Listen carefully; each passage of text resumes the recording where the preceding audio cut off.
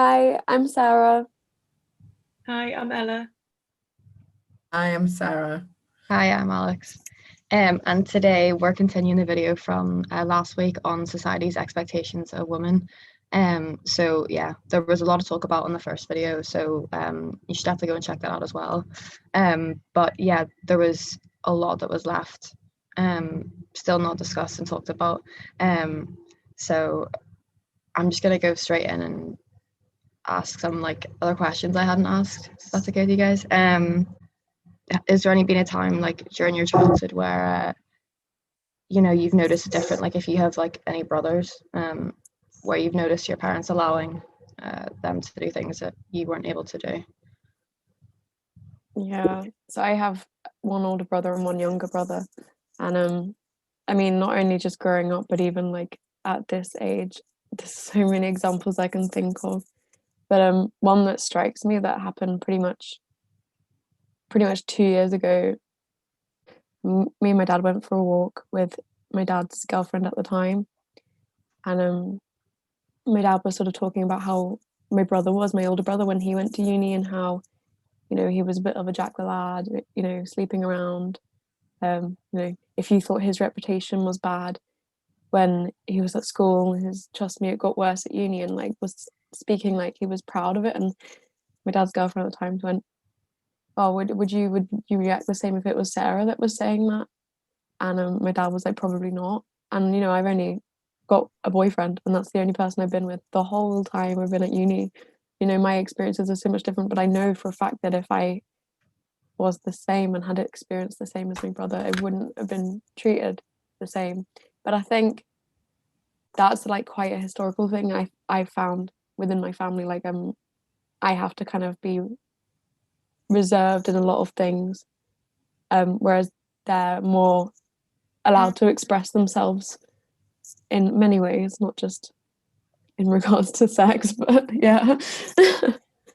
Yeah, me having a big brother, I would say was just more like once we start becoming teenagers, that like sometimes I wanted to do something and my mom was like, no, but then I used to say, well, I remember at my age, my brother could do it, and then she would say, no, that's not true, no, no, no. But yeah, it was never too bad, but it was also just little things. But then my parents always told me like as this little girl, where they don't really do with boys, it's just with girls that they tend to like forget they grow up. So they always saw me as like this little girl that can't defend herself and stuff. But yeah, I remember sometimes I was like, well, my brothers could do this at my age, why can't I? My brother can't go out without telling me at my age, why can't I? I think it's that thing of like they want to protect the girl rather than educate the boy to not do the things that you're protecting the girl from. Mm. Um, They're all just like the other day whenever I went back home to visit, I came down because like I have a tattoo on my back now, so like I just enjoy showing it off. So I never really do this, but I came down like in a little kind of like bralette type thing, just like walking about the house. It was like late at night, no one was really up, like bar my mum anyway. And yeah, I came downstairs and she was just like, Alex, what are you doing? Like, why would you think that's appropriate to wear in the house? I was like, well, I mean, my brother he walks about in his boxers and stuff, and like it's fine. Like it is, he can sit and eat dinner with us with his own, like he doesn't get told to put clothes on, like it's not an issue. But like when no one else was really sitting about the house and me walking down, I was like, my nipples are covered. Like I'm just getting a fucking glass of water, going back to bed. It's not like I'm sitting here like jumping around, like putting my tits in your face. Like, but I had a couple of things down here, but I kind of want to stay on this like topic though to a certain extent. Like, how would I have here like in a bullet point just eating lollies and eating bananas in public? Like, I feel like it's important though because I feel like whenever I'm around guys, I have to eat or even like drink water a certain way, like not to like look good, but so like they don't look at me and imagine me, doing something else because I don't know, that's something that goes through my mind. I remember this Love Island episode where they got rewarded, like the winning team of a challenge got rewarded with ice lollies, and I remember the Oh, boys just perving on the girls and being like, "Oh, like I'm feeling some type of way about watching so and so eat this ice lolly, and I'm like, you know, literally that's really weird. Like that's like top tier perviness. Like she's But when they eating. see little kids eating ice lollies, what are they thinking? It's very true. At what point actually do we become a sexualized being? At what point? Because I know, you know, I was 7 when I got my first bra. I started my period when I was 9, but I had B cups when I was 7. And I remember, you know, this was at the point where boys and girls were still getting changed together during PE. And I remember I had this one boy. I always used to hide behind the bookshelf because I knew I had boobs and I was really self-conscious of them. I was the only person in the class who had a bra because we had a male teacher. So I literally was the only one in the class with a bra on. And this boy, I remember I turned around getting changed and he was going like this at me. And I just remember, like, you know, we were like, what, 8 at that point, 8 or 9?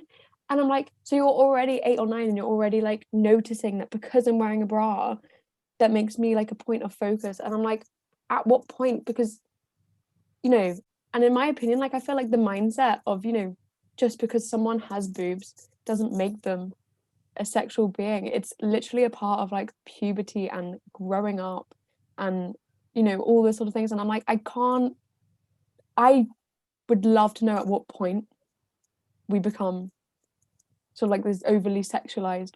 Because don't you find as well that, like, didn't you almost get catcalled more in your school uniform than you did like at any other time? I don't know about you, like, sorry Sarah, I know you didn't have a uniform, but like, but like, because it's such like a weird fetish. Like if you look up, I'm sure you've seen it, when you look up schoolboy, it comes up with actual like children's stuff. Look up the word schoolgirl, it comes up with like sexy Halloween costume. Like it's very strange that that is something that's fetishized, like a child, you know. So like I think that, I don't know, you would not have a group of schoolboys walking down the road and some middle-aged woman shouts out, "Get your dicks out," to them. Like that just wouldn't happen. I'm not saying women aren't predators, because obviously they are, but I just mean that wouldn't happen. That's not a normalized thing. Whereas like my or friend, if it did happen, people would have something to say about it. Yeah, and that, but for us we're just like, ugh. Like you know, my friend was like 14 or 15 or something, just walking along in her school uniform, and a man slowed down his van, reached out of the window and slapped her on the bum, like in her school uniform. I mean, that obviously you shouldn't do that to anyone ever, but like she is obviously under 16 if she's in school uniform. So he knew he was assaulting a child, and he was like, nice, and then he just drove off laughing. Like he was just like, nice one. Like, but see, if he had a daughter and someone did that to his daughter, he'd be out to kill that man. Exactly. And like that's the thing. It just, yeah, men, like it's like men can't, obviously not all men, but you know what I mean, like can't understand that women are people unless they associate them with women that they love or care about, which I think like you should, like people are like, oh no, like come on, think about this, like she's someone's daughter, she's someone's mother, like she's just someone, actually. Yeah, like, you know, she's a human being. Like and people you know, are thinking they're making a great point when they say this, but you're like, you're not helping at all. Yeah. Do you know what it is as well? Like only our association with men, we're also just existing in our own right. I think as well, like I think, you know, until actually having this YouTube channel and especially hearing what James has to say, that's really like opened my eyes quite a bit. I just had this sort of like sourness about male feminists, because I was like, my experience with male feminists, and I think it is just purely the men in my life, you know, aren't overly impressive male feminists, because their reasoning for it is, yeah, I have a daughter, or I have a sister, or I have a mother. I'm like, I'm pretty sure every man on this planet has a mother. You know, in order to biologically be here, you have to have had a mother. So that isn't a reason to be a feminist. And you know what it really is for me? It's not about the relationship you have with other females, you know, in your family or in your friendship group. It's about the way you behave to all females. It's about how you behave to women you don't respect, as exactly. well as you and like your internal moral,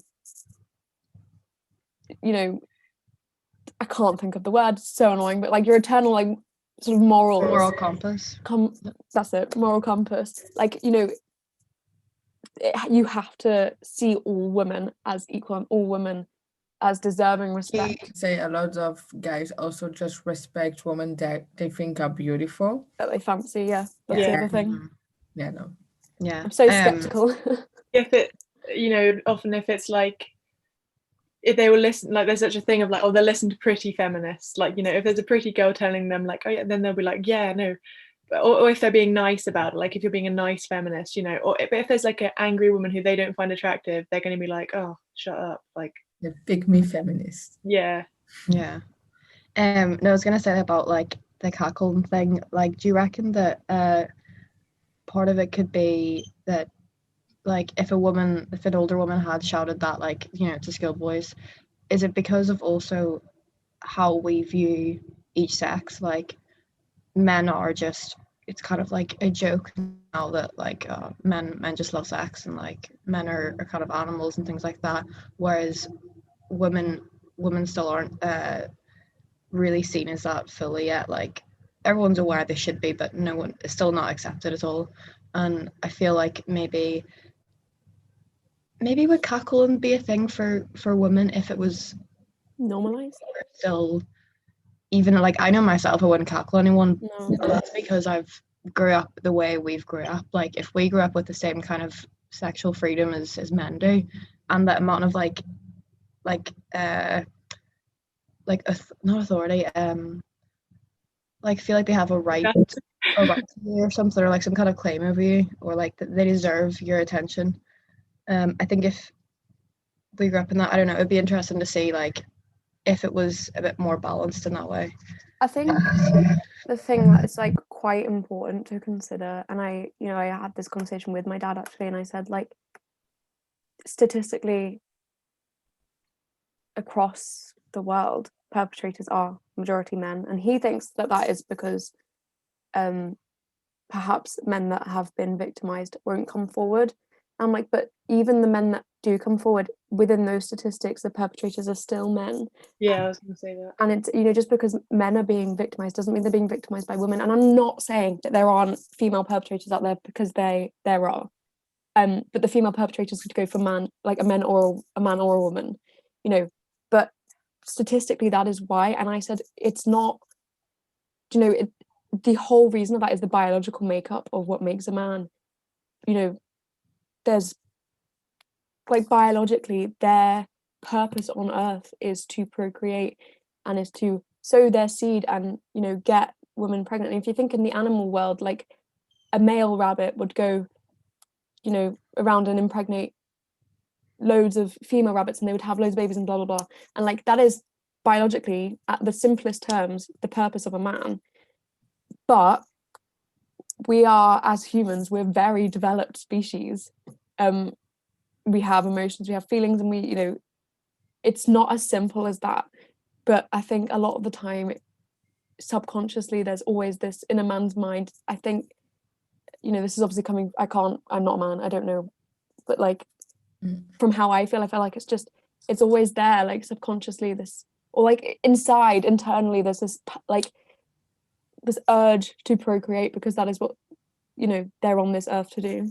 See, that point like annoys me as well when people bring that up, because like not like you, but like when guys kind of say that, like, as like their excuse of well, it's in our nature type thing, when like women are the ones that actually do carry life. Like, we are the ones that go about each month bleeding our uteruses out, because we're designed to create as well, but we're still shamed for having sex. Because it's more about like society and how people are raised to be, and how, you know, boys are told that's how they should be, which is why often male victims of like female perpetrators are told like, oh, you should have enjoyed it and stuff. Like, you know, I've heard stories about like I think a 14-year-old boy was raped by a 40-year-old woman or something. People were like, oh, like, I bet he loved it, kind of thing. Like, Do you know, yeah, I think it's more society, the way the system, the society work, what they put in the head of kids as soon as they're kids, is if it's just movies, representation and stuff. Because I think the argument that boys are here to procreate, so it's still like recreate, and it's still inside of them, can be very dangerous, because it's an argument that is used when girls get raped. It's an argument that is used like even just when they cheat, and they're like, yeah, but it's just inside of me. I just need to. It's a need for us, but it's as much a need for men than for women. But you know, that's why humans have self-control. You know, we are taught self-control from quite a young age, and that's the exact reason to, you know, everyone has urges. Some people have urges to kill people. Like, to be as blunt as possible, some people genuinely have urges to kill people, and you know, self-control. The reason why people do murder people is because they don't like allow the self-control to control them. But I think, you know, the same boy that broke up with me because I was fat, actually said to me when I was speaking of my sort of rape story, he said, well, did not one part of you enjoy it? And I went, what do you mean? And he went, well, it's sex, right? And I'm like, but it's not. And you know, it's a violent act. And it, you know, it actually hurt. You know, when you're not prepared and you're not wanting it, you know, you're, as a girl, I don't know how much what happens as a response for a boy, but as a girl, you know, your vagina does kind of shut its walls.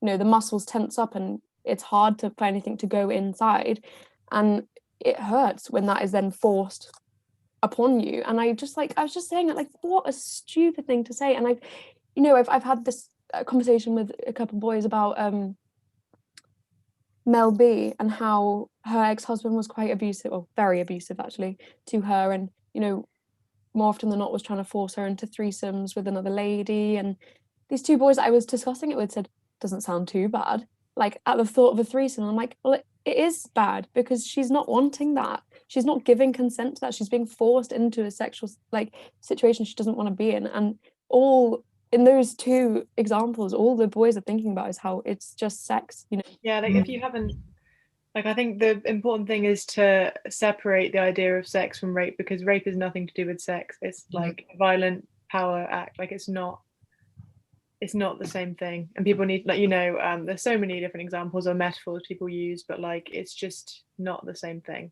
No. Like, if you not think of it as sex, it's not sex, it's rape.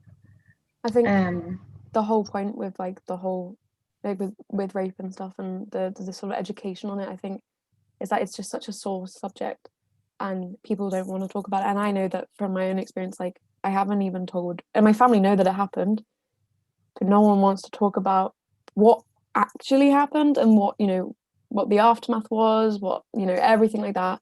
And I've never actually opened up about my feelings about it or about what happened with my family because no one wants to talk about it. But you know, if you don't, this is the thing that, you know, a lot of people are silenced because it is such a difficult topic to talk about and to listen to. It really is. It makes me sick hearing sometimes the stories but it's so necessary. Like, no, there is no education out there apart from, I don't know if you guys got shown the tea video that was given by the Metropolitan Police. It was like, if they don't want tea, don't force them to drink tea. And I'm like, that in like year 9, and then we had it. I don't know if you guys remember when we started Hope, they made us go to the stage and watch that as well. It's so, that video, like, it's okay as a metaphor for young kids, but yeah, like when I was year 9, I thought, cool, fair enough, that's quite a good video. You know, like when you go to uni, you're 18. You know, some people are older, and I'm like, minimal age, you're 18, and you need the facts, you need a horrifying story to really scare you. To sexual assault at uni, and like, you know, that's a time where people really need to be educated and really need to know not to be sexually assaulting people.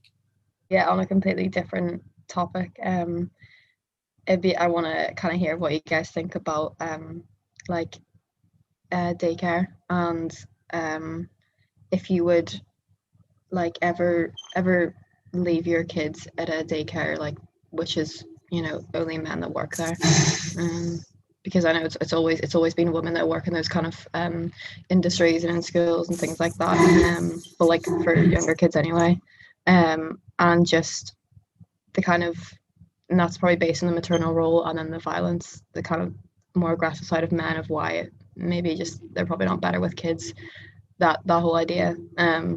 But yeah, would you feel comfortable leaving your kids with all men? What is daycare? Is it when they're babies? Yeah. Well, like, yeah, toddlers and babies and things like that. Yeah. I've never thought about that, and like how in primary schools as well, most teachers are female. We had that in the previous video of like women work in male-dominated workplaces, because we had Kristen, who's a nursery practitioner, and we did, like, that wasn't really the intention of that video, but it was really interesting to like discuss. You know, we all spoke about, like, in secondary schools, how or in primary schools, how most of our teachers were women. But I don't think that's necessarily to do with like male violence. I think that's just the roles that we're pushed to do from like a young age. And I think with regards to daycare, I'd like to think I'd be okay with it, but because I think, you know, they'd have to be DBS checked, and you know there would be safety precautions in place. But I think I'd like to be like, oh, you're innocent until proven guilty, or until you tell me otherwise or show me otherwise. And I'd like to think I'd be okay with it, but the more I think about it, I'm like, there's a movie about it. Well, it's a funny movie, I guess you guys saw it, but it's Daddy Daycare with Eddie yes. Murphy. Oh yeah. Yeah, it talks about it too. I think I would, if, because like I said, I used to every Sunday take care of kids like scouts, and there were some boys, and I remember when I was a kid, I had some we say chef, I don't know how you say it. There were boys, and most of the time when they work with kids, when I was, they love their job and they're really good with it. I don't know. I've always said that, like whenever I was younger, like nah, even my views on like equality and things like that, part of me just still couldn't trust that. But I mean, that's not fair at all, because it's insinuating that women are can only fill maternal roles, and that men are completely useless in that. And I feel like, to be fair, a lot of kids probably miss out to a certain extent on a more like masculine like presence, because I don't know. I mean, if they're always just with women when they're growing up, it's going to be a completely different vibe. Whereas if they had maybe some men working, it could. We'll see that that's just. I'm just what I'm going to say sexist, but it's kind of true. Like that someone would be more rough and tumble, but more hands on. Maybe. I don't really know. I don't know. I don't. Yeah, I don't think I could leave them with a all male thing, unless there was like the 24. I think in like some nurseries and stuff you can have like there's like cameras. Well, definitely know like in some American ones, like so what's on American TV, they like, you know, they have like a literal like 24/7 feed that you can watch like on your phone if you're like the parent of like the, you know, the children. That'd be kind of different, but just from like facts, like men are, I mean the proof is just there, like of how men can be. And I think but to say that, but no, I think, you know, when it's staring you in the face in such a way that, you know, like there's no escaping it in some regards, because the statistics are there. And also, as a woman, you are pretty much raised to fear men. Like, you know, you're scared if walking home and there's a man following you, have a key in between your hands, you know, like be prepared, like, you know. And I think when that's the attitude that's out there, you know, it's hard to ignore that. But I do think, you know, obviously it's not every man is a perpetrator. There are some perfectly lovely men out there. And I think, you know, if you got to know the person first, and I mean, again, though, because then you know, you were saying you never know, you know, you never know what's going on in someone's head. But I'd really like to be the one here and be like, well, if we want to activate a change, we have to change the way we think. But it's, you know, it's a complicated one, because there's so many factors that influence it. You know, you'd have to change the core rooting of our, you know, growing up in our education, growing up on fearing men. But also we'd have to educate the men on like how not to be scary to women, or, you know, like, hello James. we're just talking about like parental roles and stuff, and how, because we were asking, well, yeah, asked if you would feel comfortable leaving your kids at like daycare with all men workers instead of women. Comfortable. Yeah, I'd feel comfortable. I'd imagine that it's a benefit to have a mix of genders amongst the people helping in the development of your kids. But I think if it was a one-off thing, I would feel very comfortable doing it. Yeah. I think I'd trust the process of doing background checks and things. I'd imagine that they'd be well qualified. But if it's sort of a general looking at it like a more broader perspective, like if I was looking at what like nursery to send my kid to or something, Like I think it would be, I would like look at, like I would pick the one where there's a diverse set of carers. I think that would be, because kids can spend a lot of time there and they could benefit from having role models that look different. It's funny because as a girl, like I said, we are, James has a different opinion to us because he's not grown up with the fear of, or the education of being fearful of men. And I think that's really interesting that he has, he's come in with basically without even hearing our opinions with a different opinion. It wasn't of the same sort of, we'd like to say it's fine, but we're not quite there yet. Do you know what I mean? Yeah, I think that's really interesting. Almost my first instinct to like male teachers, obviously you fear teachers generally, and I don't think I ever feared a male teacher more than a woman teacher, like in my experience. The strictest teachers I ever had were always female. I'm not saying there's a reason for that, but I think that as a guy, the first thing I do is look up to the guy because I am a guy, I think. So my first instinct is not to be afraid of it. yeah. Currently think so. It was really interesting as well as, in first year uni, we did this sort of like a semester or so like on sort of women in music and women in opera. And it's really interesting that like the characters, like the female characters in opera, there was two types. There was the submissive, well-behaved woman, and then there was the sort of naughty, kind of evil character. And the first thing that pops into my mind is Carmen, because she was quite an overtly sexual character, and I think she was a gypsy. She was always portrayed as being quite like bad, but also the fact that in a lot of operas, the storyline, there's always like a sacrifice of a woman always dies in a lot of like old operas, and I find this really interesting. I mean, I know this is years ago, but the tradition still goes on. Like films in general, I think you can see that a lot, even in more modern films, obviously with more like female writers and directors being able to release films and stuff, it's changing. But like a lot of the time in films you do just see either women who are only there to serve men who are just like sort of an extension of the male character, or women who are evil and who die at the end because they're evil. I love they're still extensions of the character then, aren't they? They're just the obstacle that the male has to overcome.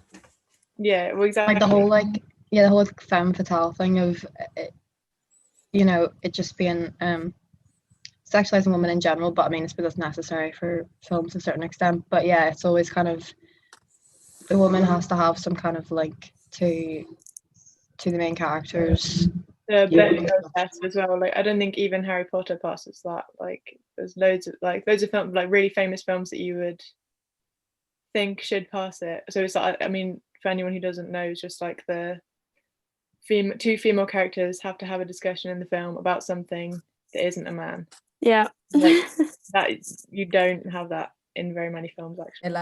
I knows it, but there's this like a French cartoon. It's like Kirikou, and it's happened like in a village in Africa. And so there's like the witch of the village, and she's portrayed like, as a kid, I was so scared of her. Portrayed very evil. Everybody's like, she's a witch of the village. And then when you grow up, you understand there's a metaphor in the movie, and actually the reason she became like this is because she got raped by the village. So it happens in Africa, in a village, and she got raped by the village. So she's angry, but so she's portrayed as so evil during the whole movie. And I mean, in this movie, that's the metaphor. They make you understand this when you grow up, so it makes you think. But yeah, it's like she's no matter what, if you ask to someone who's the bad guy in Kirikou, they're gonna say, oh, the name of this witch. But actually, it's not. She got raped by the whole village, and that's why she became like this. And isn't that like Medusa? Yeah, I was about to say Medusa. Yeah, like literally, I wanna get her tattooed on my arm. Like she's just so cool because I never knew like the whole story behind her. But yeah, she literally promised her virginity to like this other goddess and like whatever power she was in, and yeah, she got raped by some other god on like the steps of the goddess's house that she had promised her virginity to, like well, just that she wouldn't lose it. Yeah, and then her punishment for that was to look ugly for the rest of her life, so that no man would rape her, which is also insinuating that it has something to do with looking a certain way when it doesn't at all. It's completely about control and dominance. But yeah, I know that whenever I found that out, it just really bothered me. It's just Yeah, we I never remember that in taught, Percy Jackson. Heard this too. we're taught that she's like a monster, and we never taught like the actual story. I know it's not a real story, but like Yeah. it's just the part they choose to tell. yeah. As an interior designer, like, would you have Boris Johnson's face on all of your walls, or just that one? This was for my 21st birthday. I had it on my Zoom call. Burn it. It's fucking funny. Charlotte has Donald Trump. So yeah, so there's been a lot of points that we've made today, and there's still way more that we can make. So we'll definitely have to do probably part 3 of this video at some stage. But yeah, no, thanks for everyone who joined, and thanks for watching. Yeah, all our social medias will be in the description below. And yeah, don't forget to like, share, and subscribe. And yeah, we'll see you in the next video. Oh. Thank you. Bye. Bye.